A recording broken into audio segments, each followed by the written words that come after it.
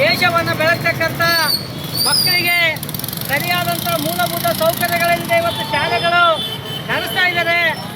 ಶಾಲೆಗಳಲ್ಲಿ ಶಿಕ್ಷಕರಿಲ್ಲ, ಓದ್ತೀವಿ ಅಂದರೆ ಹಾಸ್ಟೆಲ್ ಇಲ್ಲ, ಹಾಸ್ಟೆಲ್ ಇದ್ದರೆ ಸರಿಯಾದಂಥ ಮೂಲಭೂತ ಸೌಕರ್ಯಗಳಿಲ್ಲ.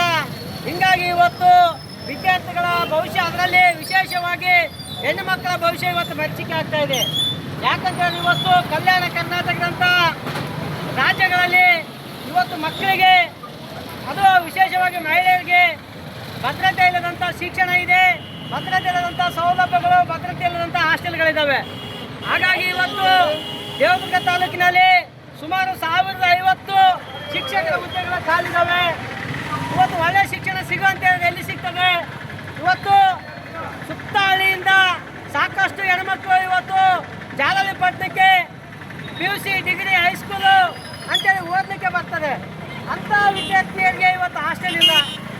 ಆ ಹಾಸ್ಟೆಲ್ ಇಲ್ಲ ಅಂತೇಳಿ ನಾವು ಸುಮಾರು SFI ಸಂಘಟನೆ 15 ವರ್ಷದಿಂದ ಧ್ವನಿ ಎತ್ತಾ ಇದೆ.